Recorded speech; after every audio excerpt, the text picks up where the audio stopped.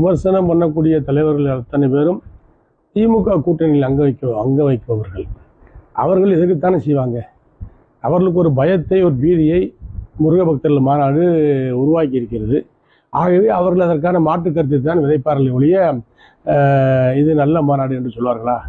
ஆகவே மக்களை பொறுத்த மட்டில், பொதுஜனங்களை பொறுத்த மட்டில் முருக பக்தருடைய மாநாடு ஆன்மீகத்தினுடைய அடையாளமாக மதுரையில் நடைபெற்ற ஒரு எழுச்சி மாநாடாகத்தான் கருத வேண்டும். அது ஒரு பிரம்மாண்டத்தின் உச்சம்.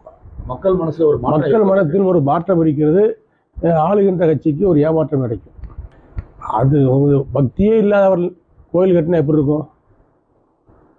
பக்தியே இல்லாதவர்கள், ஆன்மீக வழிமுறை தெரியாதவர்கள், ஆன்மீக வழிபாடு நடத்தாதவர்கள்,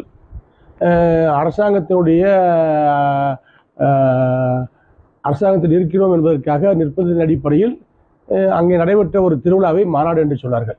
ஆனால் இங்கே மதுரையில் நடைபெற்றதுதான் உண்மையான முருக பக்தர்களுடைய மாநாடு. கடவுளை நேசிப்பவர்கள், கடவுளை கும்பிடுபவர்கள், முருகனை வணங்குவர்கள் நடத்திய ஒரு மாநாடு, ஒரு வெற்றி மாநாடு. அவங்க இந்தியாவில் தான் இருக்காங்க. தேச பக்தர்கள், தெய்வீக பக்தர்கள், தொண்டர்கள், கடவுள் நம்பிக்கையாளர்களுக்கு அழைப்பது பக்தி உள்ளவர்களுடைய கடமை தானே. ஆன்மீக சம்பந்தமான ஒரு மாநாடு நடத்துகிறார்கள். அதற்கு ஆன்மீக பெரியவர்களை, கடவுள் நம்பிக்கை உள்ளவர்களை, பவன் கல்யாண் கடவுள் நம்பிக்கை உள்ளவர், உத்தரப்பிரதேசனுடைய முதலமைச்சர் யோகி ஆதித்யநாத் அவர் ஆன்மீக நம்பிக்கையுள்ள, கடவுள் நம்பிக்கையுள்ளவர். அவை கடவுள் நம்பிக்கையுள்ள ஒரு விஐபிகளை, ஒரு முதலமைச்சரை, ஒரு முன்னாள் முதலமைச்சரை, இந்நாள் முதலமைச்சரை, துணை முதலமைச்சரை அழைக்கிறார்கள். அவர்கள் வருகிறார்கள். வந்தவர்கள், வாய்ப்பு கிடைத்தவர்கள் வருகிறார்கள். அதில் அரசியலில் சூட்சமமான கருத்துக்கள் இருக்கும், சில உண்மையான கருத்துக்கள் இருக்கும். ஆனால் ஒன்று மட்டும் ஒரு திருமாவளவன் சொல்லக்கூடிய கருத்துக்கள் அவருடைய உள்ளத்தில் அடித்தளத்திலிருந்து வரக்கூடிய கருத்துக்கள். திமுக கட்சியோடு அவர் மனதளவில் உறவை முறித்து கொண்டார், பெயரளவில் உறவு வைத்திருக்கின்றார். இதுதான் உண்மை. அப்படி வருகின்ற ஒரு சூழ்நிலை வருகின்ற நேரத்தில், அந்த நேரத்தில் கழக பொதுச்செயலாளர், அதிமுக பொதுச்செயலாளர் அருமையான எடப்பாடியார் அதற்கான முடிவுகளை எடுப்பார். ஆனால் அதிமுகவில் ஏற்பட்டிருக்கின்ற கூட்டணி இது ஒரு வலுவான கூட்டணி. இதிலே மாற்றம் எதுவும் வரக்கூடிய வாய்ப்புகள் சிறிதளவும் கிடையாது.